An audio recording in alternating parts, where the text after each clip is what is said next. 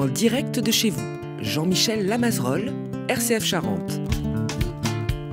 Bonjour à toutes et à tous, bienvenue dans notre émission En direct de chez vous. En direct aujourd'hui d'une façon assez particulière, vous allez voir, car on va visiter une exposition plurielle, dans un lieu magnifique. Nous sommes au centre de Cognac, au Cognac Meucoff, et j'ai la joie d'avoir avec moi des représentantes de l'Union européenne des femmes, la branche Aquitaine, et plus spécifiquement Charente, avec sa responsable territoriale, Isabelle de la Valade-Lédier, pour, comme je le disais, une exposition soutenue qui s'appelle Impulsion et qui est soutenue par cette Union européenne des femmes.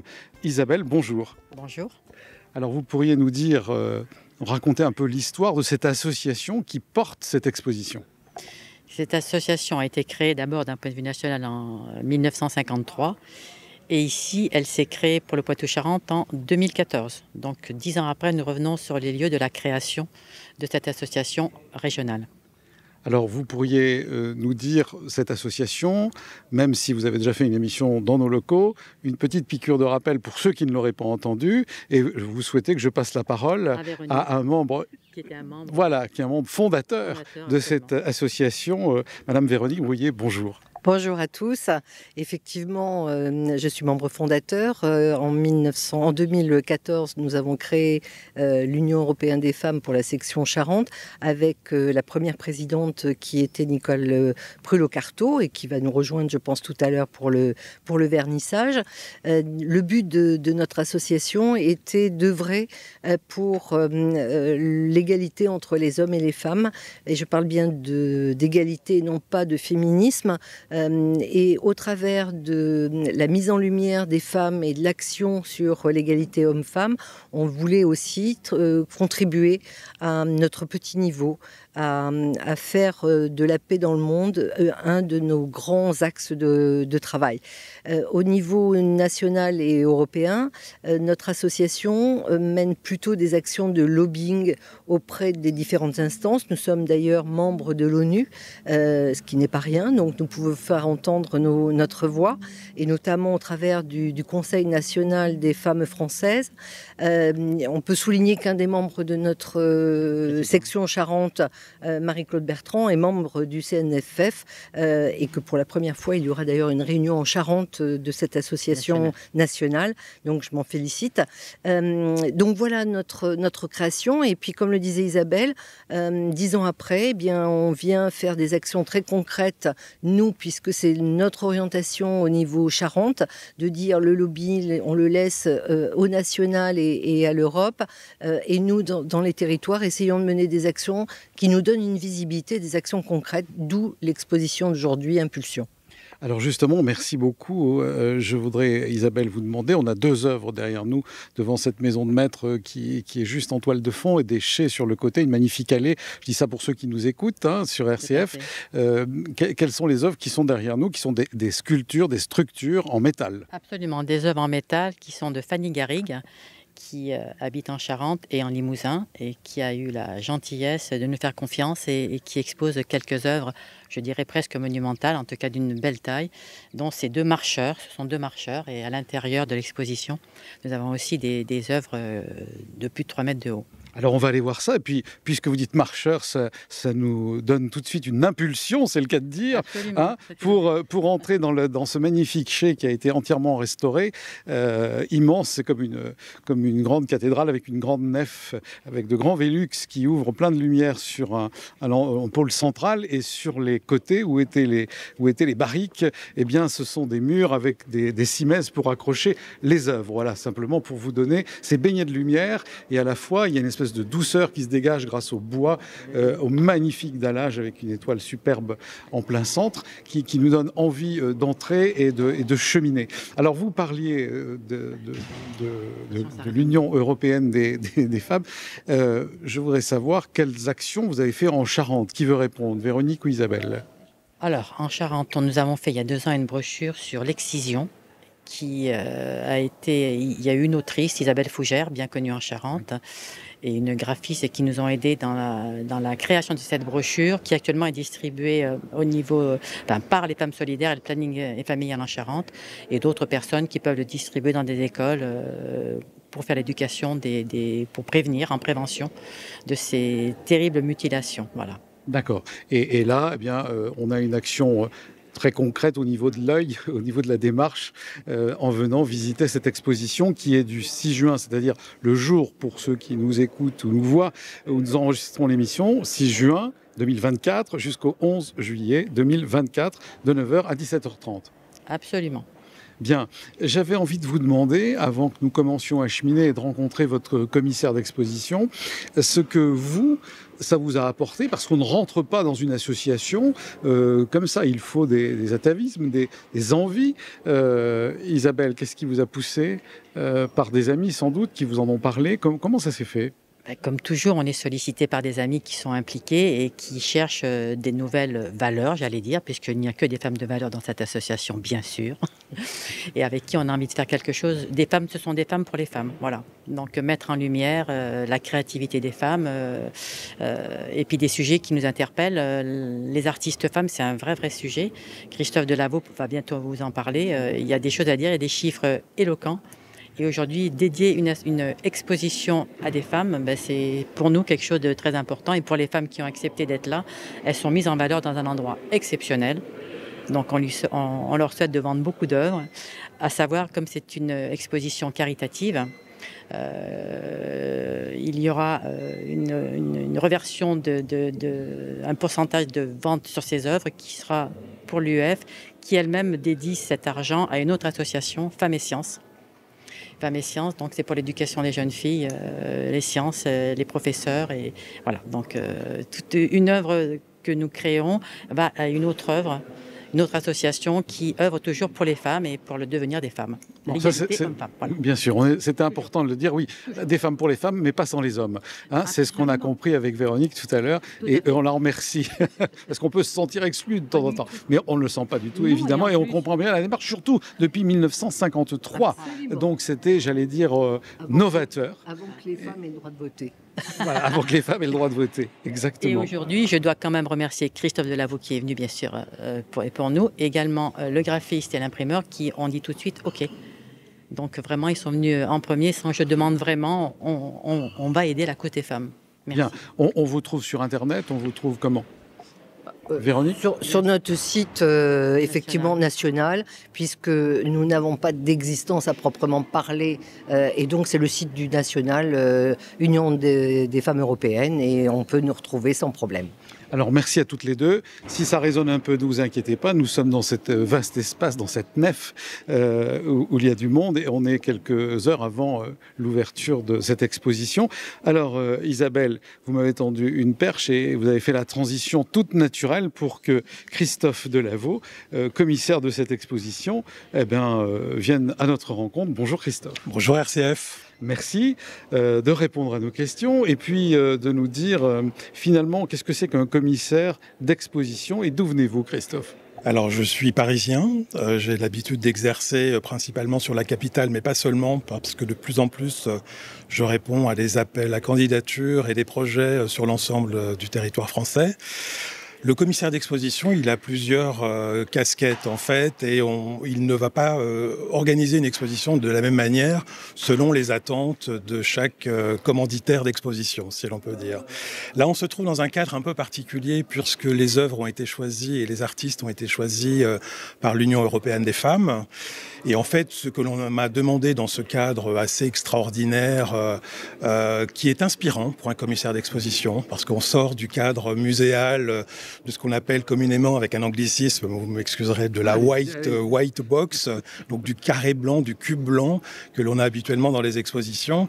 Ici, on a déjà quelque chose d'excessivement présent. On est dans une entreprise familiale également. Et on m'a confié donc un certain nombre d'artistes, qui sont au nombre de 6. Et en fait, le principal intérêt de faire appel à un commissaire d'exposition, c'est de présenter au public une exposition avec une déambulation qui a un sens et en fait de raconter une histoire.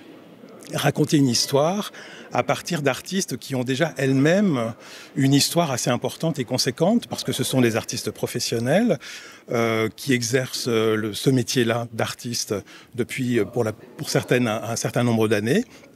Et donc l'idée, c'était de réussir à maîtriser, adopter le lieu et de faire une exposition cohérente qui donne envie aux visiteurs de se sentir bien, de rester longtemps, sans oublier l'aspect caritatif de l'exposition. Ça fait aussi partie des contraintes qu'en tant que commissaire d'exposition, j'ai dû maîtriser dans le choix de mon accrochage. Et donc, c'est le résultat que nous allons découvrir ensemble aujourd'hui. Avec plaisir. Ça veut dire que lorsque vous voyez peut-être les photos des artistes, vous les connaissez sans doute déjà, vous vous imaginez avec le lieu quelle installation vous allez faire. Oui, ça se fait très vite en fait. Le commissaire d'exposition a quelque chose de l'ordre de la mémoire visuelle. C'est sans doute le sens qui est le plus, sollicité. Et donc en fait, ça se fait très rapidement. C'est-à-dire que à partir d'un espace vide, je peux très facilement me dire, voilà, dans quel sens, dans quel esprit nous allons monter l'exposition, et ce que nous allons en faire selon les demandes du commanditaire, là, qui est l'association l'Union européenne des femmes. Alors justement, comment vous êtes venu à travailler avec l'Union européenne des femmes, puisque vous êtes sur Paris? J'imagine que vous avez un beau carnet d'adresses, mais que vous le faites bénévolement, il faut le souligner, car on est là dans le caritatif, et des artistes qui vendent, certes, mais elles savent qu'il va y avoir derrière quelque chose qui va peut-être permettre l'éducation, etc. Donc tout ça a beaucoup de sens, et a du sens tout simplement dans cette maison qui est aussi dédiée aux arts. Cette maison de Keuf, c'est souvent qu'il y a des expositions, même des concerts, etc., des choses organisées. Donc, vous, comment vous en êtes venu à arriver ici? Alors, pour répondre un petit peu globalement à l'ensemble de vos questions, une exposition, c'est déjà de la pédagogie. C'est-à-dire qu'on est là, il faut que ça soit accessible à tous. On parle souvent de l'exception de la culture, mais non, une exposition, c'est un lieu qui est ouvert au public, qui reçoit un public. Le public n'est jamais le même d'une exposition à une autre. Donc il faut déjà prendre ça en charge. La deuxième chose, c'est que moi, j'ai l'habitude, j'ai une curiosité, je réponds très facilement aux invitations. J'ai une vraie curiosité qui est nécessaire pour alimenter mon quotidien et avoir des projets, non seulement des projets, mais en tout cas dans mes réalisations, quelque chose d'original et d'innovant qui est ma signature et ma singularité. Et il se trouve qu'Isabelle fait partie, Isabelle Lédier de la Valade fait partie des gens qui me suivent depuis un certain nombre d'années, qui ont l'habitude de suivre mes expositions, qui ont l'habitude de répondre présente à un certain nombre de visites d'ateliers. Parce que quand je vous parlais de pédagogie, c'est aussi créer le lien entre le public et la création, entre le public et l'artiste. Parfois, vous avez des artistes qui n'exposent pas, donc il faut aller les visiter dans leurs ateliers, il faut aller les chercher. Vous avez des artistes qui ont des difficultés de visibilité, donc il faut trouver matière à valoriser leur travail et leur carrière. Et donc, globalement, dans cet échange que j'ai eu avec Isabelle et dans cette envie de monter une exposition, voilà, j'ai répondu présent parce que ça me semblait intéressant de l'aider dans cette démarche et d'arriver à un projet qui nous réunit aujourd'hui avec le vernissage ce soir. Très bien, merci de cette explication autour de votre métier et de votre arrivée ici et de comment vous avez senti les lieux. On est en face d'un escalier comme dans un château, avec pour monter sur les deux côtés, on dit double révolution, et qui est symbolisé ici de façon très élégante. Et vous allez peut-être nous parler des artistes ou comment vous avez fait. Isabelle va vous accompagner. Oui. Le micro est ouvert puisque là on a devant nous encore une sculpture qui est peut-être du même artiste que des marchands. De Fanny Garrigue, absolument, de Fanny Garrigue. Qui est là un peu comme une flamme, je ne sais pas ce que ça représente, mais en métal et qui va lécher les poutres des coursives de l'endroit où nous nous trouvons, sous lesquelles sont accrochées les peintures. Alors, par quoi commence-t-on, Isabelle? Alors, c'est un arbre. C'est un arbre, effectivement. Moi, j'ai vu une flamme. Mais oui, bon, voilà, mais chacun, évidemment, on peut y trouver... c'est le propre, souvent, de l'art contemporain, c'est qu'on a chacun une approche et une vision différente de l'œuvre et une perception différente de l'œuvre, en fonction, évidemment, de ses affinités, de sa culture et de ses goûts. Là, il s'agit d'un arbre, alors en métal, évidemment, qui est à l'intérieur d'un chai. Donc il y a aussi cet intérêt, ce sens de la nature et de l'arbre qui est exploité dans l'utilisation de la production du cognac.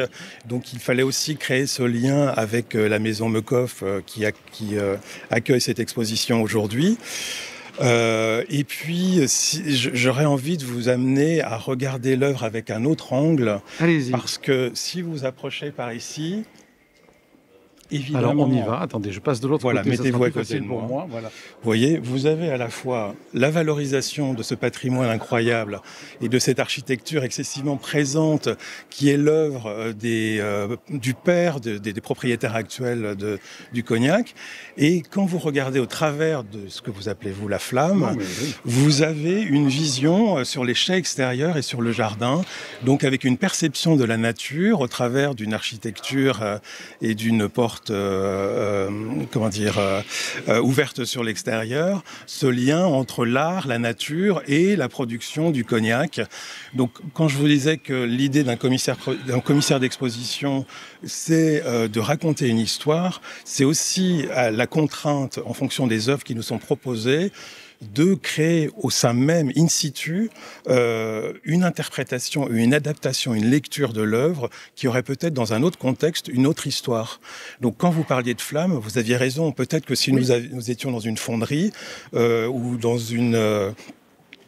boulangerie ou je sais pas, une pizzeria, je dis n'importe quoi. Ou une tonnellerie. Vous auriez une autre perception de l'œuvre et là je vous aurais dit oui, la flamme effectivement est liée à l'histoire du lieu. D'où votre travail de mettre en scène les artistes qui viennent avec leurs œuvres. Alors, chaque œuvre a sa place. Ouais. Il faut savoir que chaque œuvre a sa place. C'est aussi important quand on a, comme je vous le disais, une architecture si présente. Voilà. Pourquoi je vous ai demandé de venir à cet endroit-là et d'avoir cette perspective-là? C'est parce que moi, la première fois que je suis rentré ici, j'ai tout de suite senti que cette œuvre devait être ici et pas ailleurs, parce que ça créait ce lien dont je vous ai parlé entre l'œuvre et le lieu qui l'accueille. Très bien. Et juste derrière, nous avons des tableaux extrêmement coloré. Oui. Qui est-ce qui veut en parler? Isabelle? Allez, Isabelle, un petit peu. Voilà. Alors, c'est les femmes, je vous rappelle, votre association. Il faut que vous parliez aussi. Et moi, je remercie beaucoup Christophe Delaveau d'aussi bien nous expliquer les choses. Ne partez pas loin, on revient vers vous. Mais Isabelle, alors, allons voir ces tableaux. C'est une autre Isabelle, Isabelle Tripelon, qui est angoumoisine, qui crée ses œuvres contemporaines. Donc on peut admirer les différents formats et les différentes techniques, techniques mixtes, huile, acrylique, et qui sont présentées sur ces murs. Alors j'ai envie de demander, merci Isabelle, à Christophe, qu'est-ce que lui, il pourrait nous dire sur ses œuvres? Ah ben, je ne vais pas vous lâcher comme ça. Parce que, évidemment, comme pour la flamme ou l'arbre tout à l'heure, l'interprétation de ceux qui vont venir, et je vous invite tous et toutes à venir, ici, au 7 rue François Porcher, à Cognac, aux établissements Mecoff, pour découvrir ses œuvres. Alors... Oui, alors c'est la seule artiste abstraite que nous ayons dans cette exposition. C'est intéressant parce qu'elle a un parcours avec des grands noms de l'art contemporain. Elle a été l'élève de Jean-Pierre Pincemin et de Bernard Friese, qui sont quand même aujourd'hui des stars de l'art contemporain. Ce sont des hommes, mais ce sont des hommes qui ont aussi... participer à l'éducation artistique d'un certain nombre de femmes, d'artistes. C'est une vraie question aujourd'hui. Isabelle Hédier de Lavalane en parlait tout à l'heure. Il y a très peu d'artistes plasticiennes élues, mais on se rend compte que dans les écoles d'art, vous avez une majorité de femmes aujourd'hui, plus de 60%. Elles sont toutes diplômées, mais il y a une égalité des chances à la sortie qui n'est pas du tout la même, et c'est vrai. D'où aussi, moi, ce challenge et cet intérêt. Aujourd'hui, je crois que c'est la première fois que je suis commissaire d'exposition d'une femme, lapsus révélateur sans doute, ou peut-être pas, d'une exposition, voilà, d'une femme exposition, d'une exposition, pardon, qui regroupe uniquement des artistes plasticiennes. Et ce qui est formidable aussi, vous m'en parliez tout à l'heure et ça ne me venait pas à l'esprit, c'est que les membres de l'association ont choisi les artistes que nous avons. Donc il y a une implication encore plus importante. Ce n'est pas un simple appel ouvert à tous les artistes ou toutes les artistes de la région. Là, on a vraiment une implication, une sélection qui a été faite, même si le terme de sélection est peut-être compliqué à utiliser, mais en tout cas un choix un choix qui était lié aussi au lieu qui nous accueille. On ne pouvait pas exposer plus de 6 artistes aujourd'hui. Et donc c'est intéressant, voilà. Et donc là, on a en face de nous, effectivement, quelqu'un qui maîtrise parfaitement l'abstraction et qui... pour résumer, pour faire court pour vos auditeurs, ça leur donnera envie de venir voir l'exposition si vous nous écoutez à la radio. C'est quelqu'un qui est une excellente coloriste, qui maîtrise le choix de la couleur, qui fait des assemblages audacieux. Et donc, je vous invite à venir voir l'exposition parce que très clairement, voilà, c'est une peintre de la lumière, c'est une artiste de la couleur. Et c'est sans doute une des raisons pour lesquelles elle a été sélectionnée pour cette exposition. Alors les couleurs sont disposées de telle façon qu'il y a une réelle communion, qu'il n'y en a pas une qui tue l'autre, voilà. Malgré la vivacité des couleurs. Oui, oui. On vient de perdre, il y a quelques mois, une grande artiste libanaise qui s'appelle Etel Adnan, qui a marqué énormément d'artistes, notamment du Moyen-Orient, mais pas seulement, aussi dans les écoles d'art en Europe, et qui était... la coloriste absolue. Et quand on voit ce travail, on ne peut pas ne pas penser à cet artiste. Pour ceux que ça intéresse, il y a une exposition à Beaubourg, au Centre Pompidou à Beaubourg, il y a quelques temps. Je vous invite à consulter le catalogue ou voir les informations que vous pouvez trouver sur Internet.